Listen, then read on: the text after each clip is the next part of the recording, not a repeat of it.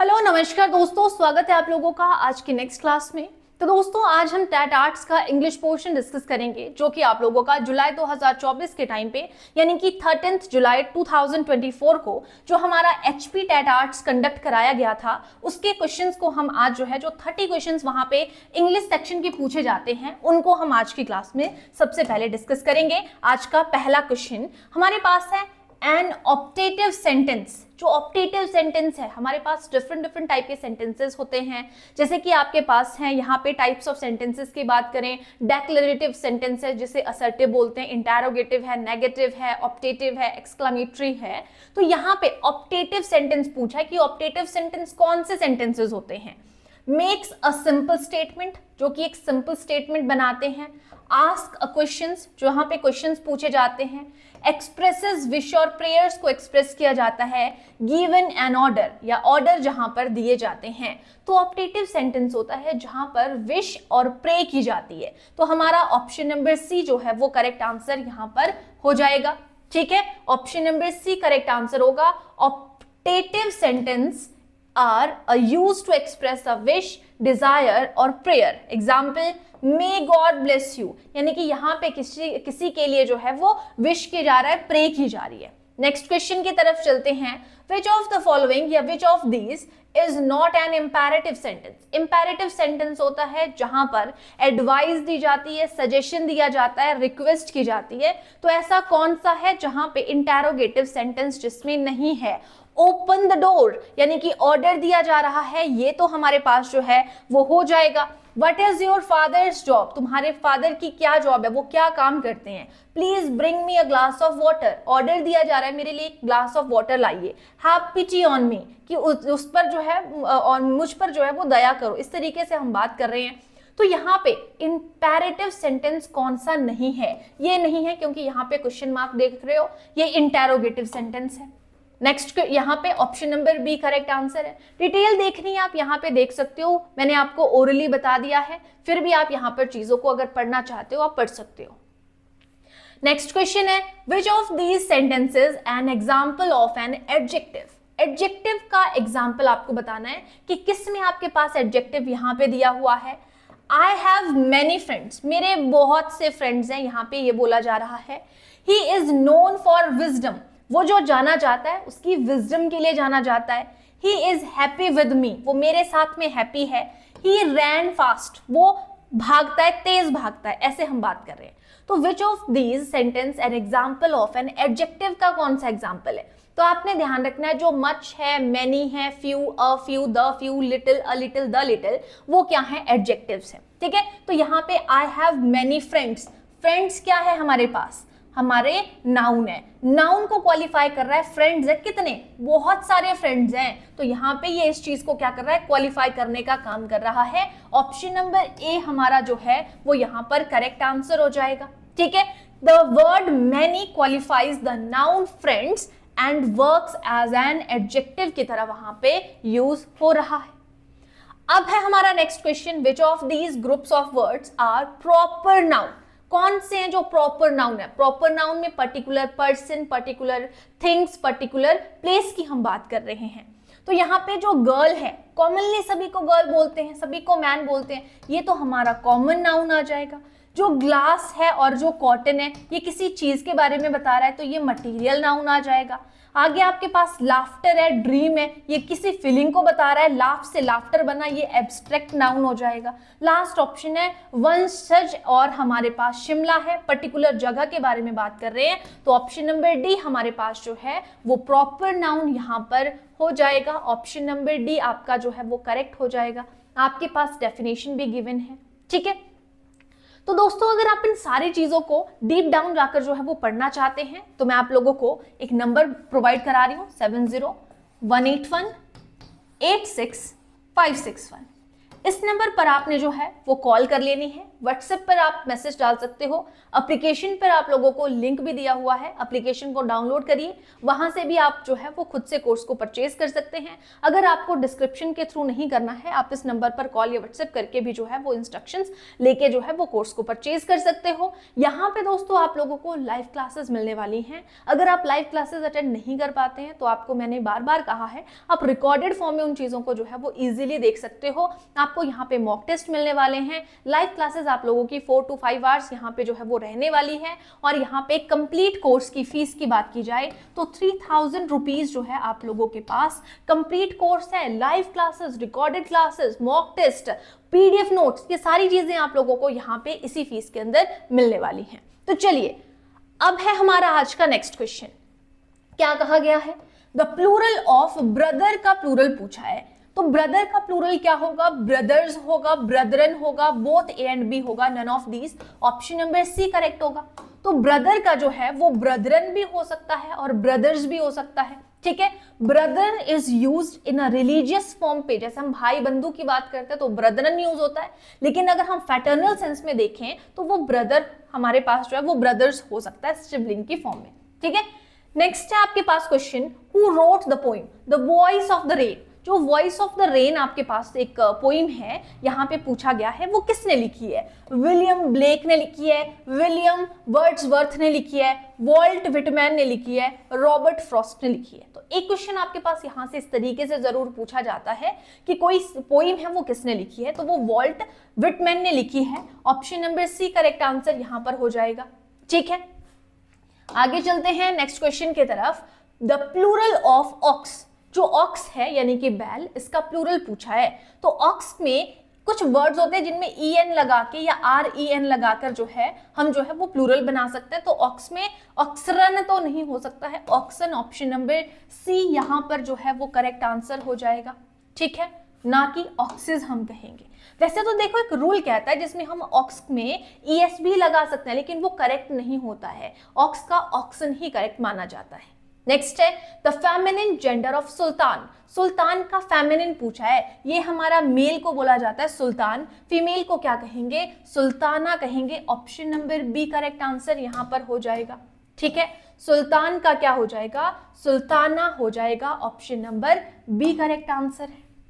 Next question है आपके पास, which of these is correct? कौन सा इनमें से करेक्ट है? He is wiser than me होगा या he is wiser to me, he is wiser than I, या नन ऑफ दीज? तो करेक्ट आंसर कौन सा हो जाएगा? Option number C correct answer हो जाएगा। यहाँ पर he is wiser than I, जब कंपैरिजन होता है ना और देन लगता है उसके बाद सब्जेक्टिव केस लगता है कंपैरिजन की फॉर्म पे। आप यहाँ पर जो है वो एक्सप्लेनेशन देख सकते हो इसी क्वेश्चन की, क्या कहा गया है? The correct usage is he is wiser than I with the implied verb am लगा हुआ है, एट द एंड के हम बात कर रहे हैं। मतलब आप यहाँ पे आई बोल रहे हो ना, तो ये भी हो सकता है। यहाँ पे बोलने का मतलब है he is wiser than I, अकेला लगा रहे हैं ना तब भी इसकी सेंस कंप्लीट है। मतलब क्या निकल कर आ रहा है कि ही इज वाइजर देन, वो वाइजर है किसके? मेरे से भी ज्यादा बोला जा रहा है, तो आई एम सेंस है। लेकिन हम सिर्फ यहाँ पे आई वर्ड यूज कर रहे हैं, सब्जेक्टिव केस लगता है इस तरीके से जब हम कंपैरिजन की फॉर्म पे जाते हैं। नेक्स्ट है इंट्रांजिटिव वर्ब की बात कर रहे हैं। एक होती है ट्रांजिटिव वर्ब, एक होती है इंट्रांजिटिव वर्ब। इन का मतलब होता है नो यानी कि नहीं, और ट्रांजिटिव का मतलब होता है जहां पे हमारे पास जो है वो ऑब्जेक्ट जो है, यानी कि जो कर्म हम हिंदी में बात करते हैं कि इसमें कर्म है, इसमें कर्म नहीं है, तो ये जो है जिसमें ऑब्जेक्ट नहीं होता है उसे इंट्रांजिटिव वर्ब कहते हैं। तो यहाँ पर 70 का करेक्ट आंसर यहाँ पर क्या हो जाएगा? बिल्कुल वही बात है जो मैंने आपको बताई, intransitive verb has no object, इसमें कोई ऑब्जेक्ट नहीं होता है। तो ऑप्शन नंबर ए जो है वो करेक्ट आंसर हो जाएगा। ये बिना ऑब्जेक्ट के भी जो है वो सेंस कंप्लीट कर देते हैं। जैसे ही स्लीप्स, वह सोता है, अपने आप में क्लियर है। अब वह सोता है, हमें आगे बोलने की जरूरत नहीं, हमें समझ में आ रही है, सेंटेंस की सेंस यहाँ पर बन रही है। ओके, नेक्स्ट क्वेश्चन पे चलते हैं। नेक्स्ट है आपके पास क्वेश्चन नंबर 71। क्या कहा गया है? Auxiliary verbs are. Auxiliary verbs कौन सी है? ट्रांजिटिव वर्ब्स हैं, हेल्पिंग वर्ब्स हैं, इंट्रांजिटिव वर्ब्स है, लिंकिंग वर्ब्स है। तो जो ऑक्सिलरी वर्ब्स है उन्हीं को हम हेल्पिंग वर्ब्स भी कहते हैं। तो हमारा ऑप्शन नंबर बी जो है यहाँ पर करेक्ट आंसर हो जाएगा। ऑक्सिलरी वर्ब्स को ही हेल्पिंग वर्ब के नाम से भी जानते हैं, जो आपके be, do, have, shall, will etcetera के सारे ऑक्सिलरी वर्ब हैं, इन्हीं को हेल्पिंग वर्ब भी बोला जा रहा है, because they help the main verb to form tenses, moods and voices को बताने के लिए हम इनका यूज करते हैं। नेक्स्ट है विच of these is not correct, इनमें से कौन सा करेक्ट नहीं है। पहला सेंटेंस है he does not fly a kite, तो वह काइट नहीं उड़ाता है, he does not fly a kite. You does not play a match, तुम मैच नहीं खेलते हो। तीसरा है does he not go to school, क्या वह स्कूल नहीं जाता है। I do not like you, मैं तुम्हें पसंद नहीं करता हूं। इस तरीके से आपके पास यहां पर पूछा है, तो कौन सा करेक्ट हो जाएगा। तो यहां पे देखो ही है, ही के साथ में डज लगा हुआ है, डज नॉट आगे लगा हुआ है fly a kite, he doesn't fly a kite. ठीक है, तो यहाँ पे डजंट लगा हुआ है, तो डज नॉट है, fly a kite. You does not play a match नहीं बोला है, तो देखो यहाँ पे तो पूरी सेंस सही लग रही है। ठीक है, अब यहाँ पे आ गया you doesn't play a match. दूसरा है, अब यू है, यू अपने आप में हमारा कैसा है, प्लूरल है, तो इसके साथ में डज की जगह क्या होना चाहिए था, डू होना चाहिए था। तो यही हमारा सही नहीं है, बाकी सारे सही है, सबके साथ में सब्जेक्ट वर्ब एग्रीमेंट का पूरा कॉन्टेक्स्ट जो है वो सही है। तो option number B correct answer है। यही आपने यहाँ पे ध्यान रखना है कि डू नॉट होना चाहिए था, लेकिन डज नॉट वहां पे दिया हुआ है। नेक्स्ट क्वेश्चन है select the correct one. Again आपको करेक्ट वन को सिलेक्ट करना है। He has been singing since 2 hours. वह जो है वो 2 घंटे से जो है वो गा रहा है। She has been playing the games for 1980. 1980 से जो है वो गेम्स को खेल रहा है। My brother has not been reading since many days. मेरा ब्रदर जो है बहुत दिनों से नहीं पढ़ा है ना। और none of these. तो यहाँ पे पूछा है करेक्ट बताना है आपको, कौन सा करेक्ट है। तो देखो 2 घंटे की जब हम बात कर रहे हैं, हमें नहीं पता कौन से 2 घंटे हैं, तो यहाँ पे सिंस नहीं आना चाहिए था, फॉर आना चाहिए था। आगे है आपके पास 1980, यहाँ पे 1980 एक पर्टिकुलर टाइम है, तो यहाँ पे सिंस आना चाहिए था। My brothers has not been reading since many days, बहुत सारे डेज के बारे में हम यहाँ पे बात कर रहे हैं, तो यहाँ पर क्या हो जाना चाहिए, आपका करेक्ट आंसर क्या होना चाहिए, नन ऑफ दीज, क्योंकि यहाँ पे मैनी डेज हैं, हमें नहीं पता कितने दिनों की बात हो रही है, तो यहाँ पे फॉर आना चाहिए। तो यहाँ पे ऑप्शन नंबर डी यानी कि नन ऑफ दीज हमारा जो है वो करेक्ट आंसर हो जाएगा। ठीक है, समझ आ गई बात। आगे चलते हैं नेक्स्ट क्वेश्चन की तरफ। कंप्लीट द सेंटेंस, आपको सेंटेंस को कंप्लीट करना है। इट डैश रेन टुडे, आज जो है वो बारिश होने वाली है। तो जब हम इस तरीके से बारिश के पॉइंट पे बात कर रहे हैं ना, इट डैश रेन टुडे, आज होने वाली है, तो यहाँ पे आपके पास ऑप्शंस कौन कौन सी है। देखो अगर मे और माइट आता है ना कभी, तो मे स्ट्रॉन्ग पॉसिबिलिटी को, ज्यादा पॉसिबिलिटी को दिखाता है, और माइट हमारी कम पॉसिबिलिटी को, लेस पॉसिबिलिटी को बताता है। तो यहाँ पे ऑप्शन नंबर सी करेक्ट होना चाहिए, इट मे रेन टुडे होना चाहिए, option number C correct answer हो जाएगा। ठीक है, पॉसिबिलिटी को दिखा रहा है आपके पास। नेक्स्ट क्वेश्चन है gerund is a form of verb which often takes the place of a dash। जो gerund है वो वर्ब की फॉर्म है, वो किस चीज की जगह लेता है। अगर कोई भी gerund है, जैसे राइटिंग की बात करूं, प्लेइंग की बात करूं, तो वो किसकी जगह लेता है, नाउन की जगह ले सकता है। तो ऑप्शन नंबर डी यानी कि जो gerund है वो एज अ नाउन भी हमारा यूज हो सकता है। तो gerund is the ing form of a verb which is used as a noun. For example, swimming is good for health. यहाँ पे जो swimming है वो एक्ट कर रहा है, एज अ नाउन एक्ट कर रहा है। नेक्स्ट क्वेश्चन है आपके पास, question number 76। A preposition is a word placed before। preposition जो है वो किससे पहले आता है, to show its relationship with something, किसी चीज के साथ में रिलेशनशिप बताने के लिए। तो preposition जो है नाउन और प्रोनाउन से पहले, वर्ब से पहले, एडजेक्टिव से पहले या कंजंक्शन से पहले, तो ऑप्शन नंबर ए। संज्ञा और सर्वनाम यानी कि नाउन और प्रोनाउन से पहले जो है हम इस चीज का यूज करते हैं। ठीक है, तो ऑप्शन नंबर ए यहाँ पर जो है वो करेक्ट आंसर हो जाएगा, ऑप्शन नंबर ए। अब है हमारा नेक्स्ट क्वेश्चन, यहाँ पे क्वेश्चन नंबर 77 में आपसे एप्रोप्रिएट प्रपोजिशन पूछी है। प्रपोजिशन कौन सी लगेगी, He died dash cholera with of to none of these। अगर कोई इंसान किसी बीमारी से, जैसे यहाँ पे कोलरा की बात कर रहे हैं, किसी बीमारी से मर रहा है, तो वहां पर ऑफ प्रपोजिशन आता है। कोई पर्सन मर रहा है, डिफरेंट रीजंस है, लेकिन बीमारी की वजह से मरे, तो वहां पे हम क्या यूज करते हैं, डाइड ऑफ यूज करते हैं। ठीक है, नेक्स्ट क्वेश्चन में आपके पास यहाँ पे आर्टिकल पूछा है, fill in the blank with suitable article. Her father is dash SDO। जब भी इस तरीके से SDO लिखा है तो आप इसको लिख के देखेंगे SDO। पूरा लिखने की जरूरत नहीं है, बट मैं सिर्फ आपको बता रही हूँ। तो ये जो SDO है, S में ये वाला देखना है, शुरू वाला। तो अगर ये हमारा स्वर है तो इसके साथ में आपने एन लगा देना है।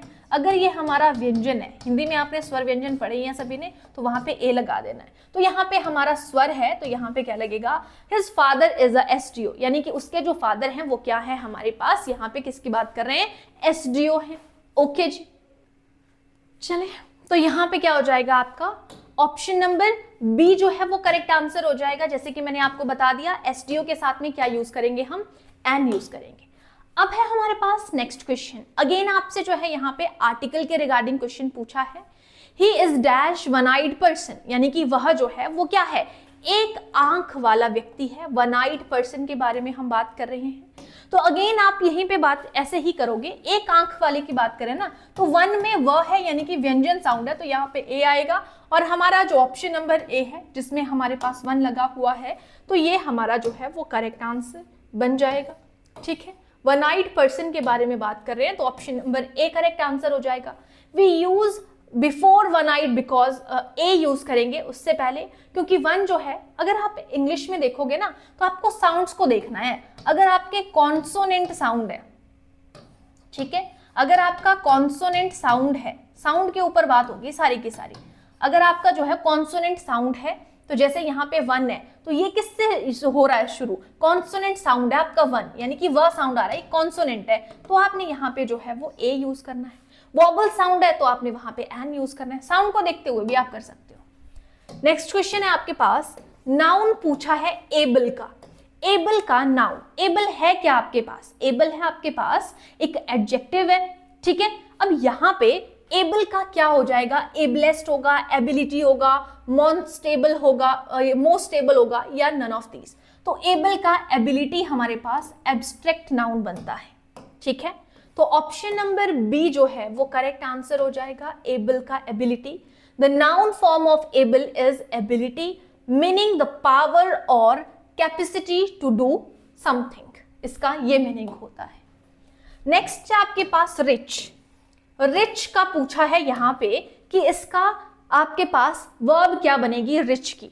तो रिच की वर्ब रिची होगी, एनरिच होगा, रिचर होगा, नन ऑफ दीज। तो रिच का वर्ब यानी कि क्रिया पूछी है तो एनरिच हो जाएगा। ऑप्शन नंबर बी जो है वो करेक्ट आंसर हो जाएगा, रिच का एनरिच। तो the verb form rich is enrich, which means to make rich और to improve in quality. To make rich मतलब कोई रिच बनना, उसको हम वर्ब बोल रहे हैं, मतलब अमीर बनना, और टू इंप्रूव द क्वालिटी, या किसी की क्वालिटी इंप्रूव हो जाए, गुणवत्ता जो है वो इंप्रूव हो जाए। नेक्स्ट क्वेश्चन है the objective of play. Play का ऑब्जेक्टिव क्या होगा, प्लेड होगा, प्लेयर होगा, प्लेफुल होगा, या ऑल ऑफ दीज होगा। तो प्ले का यहाँ पे ऑब्जेक्टिव पूछा है तो प्ले का प्लेफुल होगा। ऑप्शन नंबर सी जो है वो करेक्ट आंसर हो जाएगा। ठीक है, यहाँ पे एडजेक्टिव पूछा है तो प्ले जो है is the adjective form of play. ठीक है, प्लेफुल जो है वो क्या है, एडजेक्टिव फॉर्म है यहाँ पे। अच्छा, मैंने यहाँ पे ऑब्जेक्टिव बता दिया ना आपको, एडजेक्टिव है, यहाँ पे एडजेक्टिव पूछा है कि प्ले का, तो यहाँ पे FUL जिसके लास्ट में लगता है वो हमारे एडजेक्टिव को बनाने में हेल्प करता है। तो playful is the objective form of play, meaning full of play और फन, जिसका प्लेड क्या है हमारे पास पास्ट टेंस है वर्ब का, प्लेयर जो है वो एक नाउन है यहाँ पे। अब आ जाते हैं, नेक्स्ट है हमारा 83 नंबर क्वेश्चन। क्या कहा गया है, द एडजेक्टिव ऑफ एयर। जो हवा है, हवा का एडजेक्टिव पूछा है कि इसका एडजेक्टिव क्या होगा, एयरी है, एयर्स है, एयरफुल है, नन ऑफ दीज है। तो एयर का एडजेक्टिव होता है एयरी। ऑप्शन नंबर ए जो है वो यहाँ पर करेक्ट हो जाएगा। Airy is the adjective form of air, जिसका मतलब है ब्रिजी और लाइट, हल्का और स्पेशियस। नेक्स्ट क्वेश्चन है आपके पास, who is the writer of the story how the camel got his hump. How the camel got his hump, ये आपके पास एक चीज है, वो यहाँ पे पूछा है कि किसने ये स्टोरी लिखी है। रूडयार्ड किपलिंग ने लिखी है, विलियम ब्लेक ने लिखी है, विलियम्स वर्ड्सवर्थ ने लिखी है या आपके शेक्सपियर ने लिखी है? How the camel got his hump, तो ये लिखी है आपके रूडयार्ड किपलिंग। ऑप्शन नंबर ए जो है वो यहाँ पर करेक्ट आंसर हो जाएगा। ठीक है, option number A correct answer है यहाँ पर। नेक्स्ट क्वेश्चन है आपके पास, यहाँ पे आपसे सिनोनिम पूछा है यानी कि सिमिलर वर्ड पूछा है कि हमारे पास है वर्ड टिमिड। टिमिड का सिनोनिम यानी कि सिमिलर क्या होता है? तो टिमिड हम ऑलरेडी बार बार इस चीज को देख चुके हैं कि टिमिड का मतलब क्या होता है। तो वो होता है एक शर्मीला या शाय पर्सन को बोलेंगे, तो शाय, एडोशियस और स्टाउट और नन ऑफ दीज, ये आपके पास ऑप्शन है। तो टिमिड को बोला जाता है जो डरपोक है और शर्मीला होता है उसे कहा जाता है टिमिड। ठीक है, तो यहाँ पर जो हमारा ऑप्शन नंबर ए है वो करेक्ट आंसर हो जाएगा। जिसमें करेज नहीं है, साहस नहीं है, उसको हम बोलते हैं यहाँ पे टिमिड।